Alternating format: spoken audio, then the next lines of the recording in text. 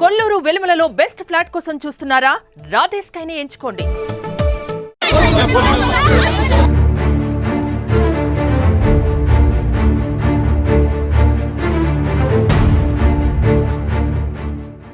ఇప్పుడు పోయి చూసొచ్చాను. నా పిల్ల షోరూంలో బొమ్మ ఉన్నట్టుంది.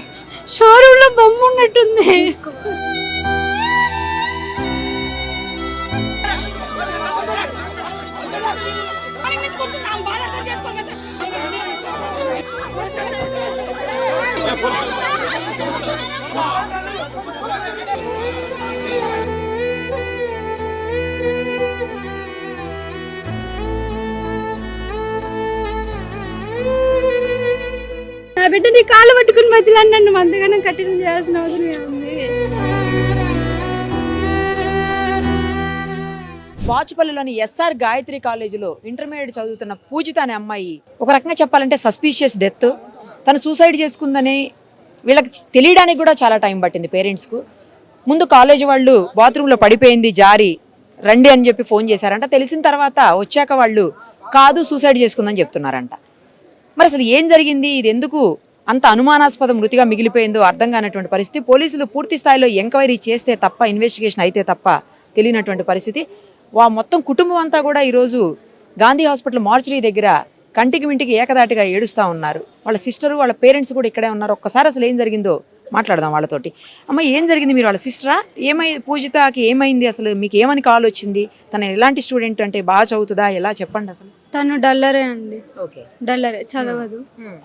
మార్నింగ్ 9:30కి అట్లా కాల్ చేసి మీ పాప కింద పడ్డది, ఇట్లా హాస్పిటల్ తీసుకెళ్ళినాం. మమతాకి తీసుకెళ్తే అక్కడ కాదని చెప్పేసి గాంధీకి తీసుకెళ్ళిర్రు, అక్కడికి వెళ్ళండి మీరని చెప్పిర్రు. సరే అనేసి మేము స్టార్ట్ అయినాం. మేము బయటకు వచ్చేసినాం. ఆటో ఎక్కడానికి వచ్చినప్పుడు మళ్ళీ కాల్ చేసి ఏమన్నా సీరియసా మేడం చెప్పండి ఏమన్నా అంటే, సీరియస్ అంటే మీ పాప హ్యాంగింగ్ చేసుకుంది అని చెప్పిర్రు మేడం. చేసుకుంది అట్టుంది. ఆమంతా కూల్ గా మాట్లాడింది, ఏం తెలియనట్టు మాట్లాడింది. చాలా అంటే చాలా కూల్ గా మాట్లాడింది. ఆమెకేం తెలిసి తెలియనట్టు మాట్లాడింది. ప్రిన్సిపల్, మా కాలేజ్ ప్రిన్సిపల్ నిరుపమారెడ్డి మాట్లాడింది. ఇట్లా హ్యాంగింగ్ చేసుకున్నట్టుంది అని చెప్పిర్రు. ఆమె ఆల్రెడీ మమతాలోనే చనిపోయింది. కానీ మాకు ఇన్ఫర్మేషన్. లాస్ట్ ఎప్పుడు మీతో మాట్లాడింది? తను ఏమన్నా కంప్లైంట్ చేసింది అంటే కాలేజ్ వాళ్ళు చదవట్లేదని తిడుతున్నాను అట్లా ఏమైనా కంప్లైంట్లు ఏమైనా చేసిందమ్మా? నాతో ఏం మాట్లాడేది. మా ఫాదర్కి కాల్ చేసిందంట. కాల్ చేసినా కానీ ఇట్లా ఏం చెప్పలేరు. ఇట్లా చేస్తున్నారు డాడీ, ఇట్లా అన్నారు డాడీ అనేది ఏం చెప్పలే. ఎప్పుడు వస్తున్నావు నాన్న అని జస్ట్ అడిగింది అంతే. మీతో ఎప్పుడు మాట్లాడిందండి లాస్ట్? నాతోటి సండే మాట్లాడింది. ఏమన్నా చెప్పిందా? ఏం చెప్పలేదు. మమ్మీ నేను ఎగ్జామ్కి వెళ్తున్నాను, నాకు హాల్ టికెట్ ఇవ్వలేదు, ఫీజు కట్టలేదు అంటే నాన్నన్నాడు మాకు 1st తారీఖు జీతం పడుతుందమ్మా. అంతకుముందే నేను ఒక 1 వీక్ బ్యాక్ మా పాపకి ఏదో షార్ట్లు అవి ప్రాజెక్ట్ వర్క్ కావాలంటే పోయి ఇప్పించి వచ్చాను. ఆ రోజే ఫీజు అడిగారు. ఫీజు అడిగితే మాకు 1st తారీఖు శాలరీలు పడతాయి మేడం, 1st పడ్డాక ఎంతో కొంత పే చేస్తాము, అప్పటి వరకు పిల్లని ఇబ్బంది పెట్టుకున్నంటే ఓకే మేడం అన్నది. ఆ రోజు ఏం మాట్లాడలేదు. మెలకుండా ఒక స్లిప్ రాసి ఇచ్చింది, ఇంత అమౌంట్ బ్యాలెన్స్ ఉందని. సరే అని మా పాపతో కాసేపు ఉన్నాను, తనకి ఏమేమి కావాలో అన్నీ ఇప్పించాను, వచ్చాను. కానీ మాకు ఇక్కడ అనుమానాస్పదంగా ఏంది అంటే, మాకు తెలియాల్సింది ఏంది అంటే, మా పాపకున్న ప్రాబ్లం చిన్నప్పటి నుంచి యూరిన్ పోస్తుంది, పక్క తడిపే అలవాటు ఉంది. తిను 2 years అక్కడే చదువుకుంది, 1st year 2nd year. ఈమె 1st year అయిపోయి 2nd year అప్పుడు ఆమె 10th అయిపోయి 1st yearకి వచ్చింది. వీళ్ళిద్దరు చిన్నప్పటి నుంచి కూడా ఒక దాంట్లోనే వేసాం, 6th class నుంచి. వాళ్ళు విడిపోయిందల్లా ఈ సంవత్సరమే, వాళ్ళు డివైడ్ అయింది ఈ సంవత్సరమే. ఈ అమ్మాయి మా పాపకి సీట్ వచ్చిందని ఇక వేరే బీటెక్కి ఆమె వెళ్ళిపోయింది. ఆమె నుంచి కానీ తర్వాత ఈమె రాగానే పక్కన తోటి రూమ్స్ ఉండేవి. ఆ రూమ్లో 6 members ఉంటారు. ఆ 6 members ఈ పాప మీద కంప్లైంట్ ఇచ్చారంట. అంటే టాయిలెట్ పోస్తుంది, మాకు స్మెల్ వస్తుంది, తనని వేరే రూమ్కి షిఫ్ట్ చేయండి అన్నట్టుగా కంప్లైంట్ చేసినట్టు. మాకు ఒకరోజు మా హస్బెండ్కి కాల్ చేసిందంట. కాల్ అయితే చేసిందంట. చేసి ఇట్లా శ్రీను ఇలా పాప యూరిన్ వేస్తుందని కంప్లైంట్ చేస్తున్నారు, మరి బెడ్ మారుస్తున్నామంటే సరే మేడం వేరే పక్క రూమ్లోనే అటువైపు ఏమన్నా పిల్లలు తక్కువ ఉన్నారు అడిగి వాళ్ళ ఫ్రెండ్స్ కాడ ఎక్కడన్నా వేయండి మేడం అని అన్నారు. ప్రతి ఒక్క కాల్ రికార్డ్ ఉంది మాది. అన్న తర్వాత సరే మా పాప కూడా ఇంతవరకు రూమ్ మార్చిన విషయం అయితే చెప్పలా. మా పాప చెప్పలేదు, వీళ్ళు చెప్పలేదు. ఆ రోజు మేడం ఫోన్ చేసినది మా వారికి చేసింది అంతేగాని మాకైతే తెలియదు. అంతకుముందు మా పాపలు ఉన్నప్పుడు సెకండ్ ఫ్లోర్లో ఇలాగే మంచిగా ఎదురుగా కనపడతా ఉండేది. ఈమె ఉన్నప్పుడు ఒకసారి వెళ్ళి చూసాను నేను. ఈమె మా పాప ఉన్నప్పుడు ఒకసారి వెళ్ళి చూసా, అమ్మ స్వీటీ నీట్గా బట్టలు పెట్టుకోవట్లేదు, రా అమ్మ ఒకసారి చూద్దాం అంటే మమ్మల్ని ఎలా చేయరు, పేరెంట్స్ని ఎలా చేయరు.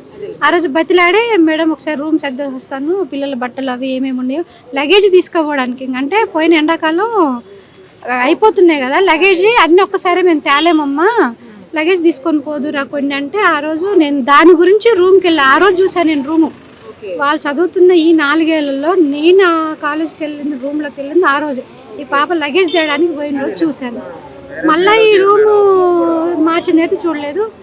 ఆ రూమ్ అయితే మేడం 4th ఫ్లోర్లో ఒక మూలకి ఒక స్టోర్ రూమ్ లాగా ఉంది. అది దాంట్లో క్లీనింగ్ లేదు, ఒక్కటే ఉంది, ఒక బూత్ బంగ్లా ఉన్నట్టు ఉంది. రూమ్ కూడా వీడియో తీసినాం మేడం మేము. రూమ్ కూడా క్లీన్ చేయక చాలా డేస్ అవుతుంది. అది మేము అడిగాము రూమ్ ఎందుకు క్లీన్ చేయట్లేదు, ఇంత డస్ట్ గా ఒక 4-5 నెలల నుంచి వాడకపోతే పాడుబడ్డ ఇల్లు మనం ఎలా ఉంటుందండి, అలా ఉంది ఆ రూము. ఏంటి మేడం ఇలాంటి రూమ్లో మా పాప ఎట్లుంటుంది ఏంటంటే మీకు చెప్పానన్నది మేడం. మీ పాపని అడిగా, మీ పాప మీరు మా పేరెంట్స్ ఒప్పుకున్నారని అన్నారు అని అని. మాకైతే తెలియదమ్మా, మా పాపని అసలు ఈ రూమ్లో ఎందుకు వేసారు, అసలు అట్లా వేసారు, అసలు ఎట్టుంటుంది మా పాప ఈ రూమ్లో అంటే మాకు తెలియదు మేడం, మీ పాప ఇక్కడే ఉంటుంది, మీరు ఒప్పుకున్నారని అన్నారు, అందరికీ తెలుసు మీ పాప ఇక్కడ ఉంటుంది అన్నారు. రూమ్ క్లీనింగ్ లేదు. పాప ఇంకొకటి ఫ్యాన్కు ఊరేసుకుంది అన్నారు. అక్కడ ఊరేసుకున్న నాన్న వాళ్ళు అయితే మేము పోయేలోపు ఏం లేదు. నిజంగా మా పాప సూసైడ్ చేసుకుంటే మేము పోయిందాక ఉంచాలి కదా, తాడు అవన్నీ అలాగే ఉంచాలి కదా. చున్నీతో ఊరేసుకుంది అన్నారు.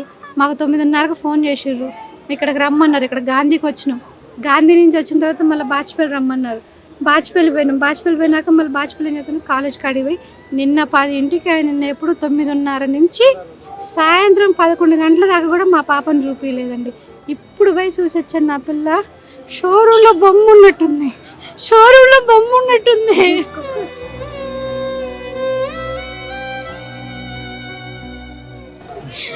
అమ్మే ఊరేసుకుంటే ఇక్కడ దాకా ఉంటాయి ఆ ఘాట్లు, చున్నీతో వేసుకుంటే అట్లుండవు కదా, ఇలా ఉన్నాయి. ఈ నుంచి ఇక్కడ దాకా మన ఒక కడ్డీ కాల్చి వాత పెడితే ఎట్లుంటది అట్లుంది. ఇక్కడ నుంచి ఇక్కడ దాకా వేసుకున్న వాళ్ళ చేతులు ఇట్లా రెండు స్ట్రైట్ గా ఉండాలి. కానీ మా చెల్లిది ఒకటి పొట్ల మీద ఒకటి ప్లేన్ గా ఉంది, ఇట్లా పడుకుంది. నోరు కూడా ఏం ఓపెన్ కాలేదు, స్నానం చేసి రెడీ అయి పడుకున్నట్టుంది మా పాప. అంతే. ఇప్పుడు మేము ఎట్లా నమ్మాలి, మా పాప ఊరేసుకుందని మాకు నమ్మకం లేదు. ఇప్పుడు ఈ బాడీని చూసినాక మాకు అస్సలుకే నమ్మకం లేదు. మా చెల్లె చేసుకుందని కాలేజ్ వాళ్ళే చేసి ఇప్పుడు మాకు 100% తెలుస్తుంది. వీళ్ళు చెప్పేదానికి ఇక్కడ జరిగిన దానికి చాలా తేడా ఉంది. మేము నిన్న పిల్లల్ని ఎంక్వైరీ చేస్తే తెలిసింది ఏంటంటే మా పాప చాలా చలాకీ పిల్లండి. చిన్న పెద్ద తేడా లేకుండా అందరితో చలాకీగా మాట్లాడుతుంది. క్యాంటీన్లో ఫుడ్ కొట్టించే వాళ్ళు ఉంటారు కదా, వాళ్ళతో కొంచెం మంచిగా మాట్లాడేదంట. ఎవరో గిట్టని వాళ్ళు ఉన్న వాస్తవం చెప్తుందని, నేనైతే అబద్ధం చెప్పట్లేదు. నా పిల్లల మీద ఒట్టు. ఆమె ఇట్లా చేస్తుంది, మాట్లాడుతుంటే వాళ్ళకి నచ్చక ఎవరో పోయి ప్రిన్సిపాల్కి కంప్లైంట్ ఎవరో కూడా మాకు తెలియదు. కంప్లైంట్ ఇస్తే పాపను ఒకసారి తిట్టినట్టు. నిన్న ఆ పిల్లల్ని మేము ఎంక్వైరీ చేస్తే ఆ పిల్లలు చెప్పటం, 6గురిని పిలిచి 6గురిని ఎంక్వైరీ చేస్తే అదే మాకు అర్థం కాలేదు. మాట్లాడితే తప్పేంటి, సరే తిట్టిన కానించి వాళ్ళతో మాట్లాడటం కానీ వాళ్ళ కాడికి పోవటం కానీ అలాంటి ఏం చేయలేదంటే ఇప్పుడు మళ్ళీ ఆ పిల్లలే చెప్తున్నారు. అది ఎప్పుడు స్టార్టింగ్ లో మా పాప వెళ్ళిపోయినాక మళ్ళీ కాలేజ్ ఇప్పుడు సెకండ్ ఇయర్ స్టార్ట్ అయింది కదా, అప్పుడు జరిగితే అప్పుడు తిట్టిన తర్వాత ఇప్పుడు మేము వెళ్ళినప్పుడు చెప్తుంటాం, అడుగుతుంటాం మా పాప మంచి చదువుకుంటుందాం మేడం, ఏదన్నా చెప్పిన మాట వినకపోతే మాకు చెప్పండి కొంచెం గదవండి అని మేము కూడా చెప్తుంటాం కదా. మేము సరే అట్లనే గదివిందేమో అనుకున్నాం ఫస్ట్ మేము. తర్వాత మాకు ఆ గదివింది కూడా చెప్పలేదు మా పాప, మేడం ఇలా తిట్టిందమ్మా వాళ్ళతో మాట్లాడుతుంటాను. సరే అది కూడా చెప్పలేదు. మొబైల్స్ ఉండవు వాళ్ళకి, ఒక కాల్ కార్డు ఉంటుంది. ఆ కార్డు వాళ్ళు స్నాక్స్కి దిగినప్పుడు వాళ్ళకి టైం ఉన్నప్పుడు, ఇంకా వీక్లీ 1 టైం మనం సండే అయితే పక్కా చేస్తుంది. సండే మేమిద్దరం ఇంట్లో ఉంటాం కాబట్టి సండే నాతో మాట్లాడుతూ వాళ్ళ నాన్నగారు ఎక్కువ వాళ్ళ నాన్నగారితో మాట్లాడుతుంది. నేను ఆఫీస్లో ఉంటే నాకు ఫోన్ ఉండదు, వాళ్ళ నాన్నగారికి ఫోన్ చేస్తుంది. అది నేను మళ్ళీ ఈ ఎవరో పోయి చెప్పిరంట మేడం, ఆ ఎవరో కూడా మాకు తెలియదు, ఆ ఎవరో తెలియాలి. ఆ ఎవరో పోయి మా పాప వద్దంటున్నా కూడా మళ్ళీ వాళ్ళతోటి మాట్లాడుతుంది మేడం అని. ఆ మాట్లాడిన వాళ్ళని కూడా వేరే క్యాంపస్ కి షిఫ్ట్ చేసిరంట కూడా. తెలియదు.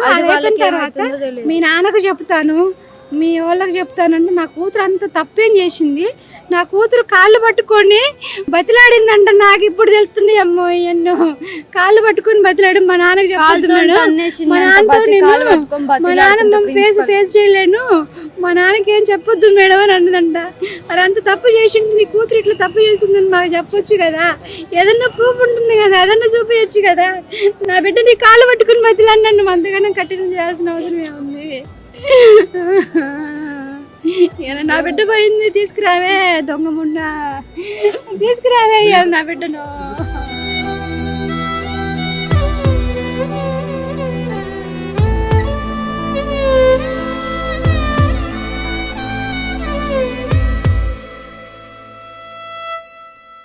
సుమన్ టీవీలో మీ పర్సనల్ అండ్ బిజినెస్ ప్రమోషన్స్ కోసం కింది నెంబర్కి కాంటాక్ట్ చేయండి.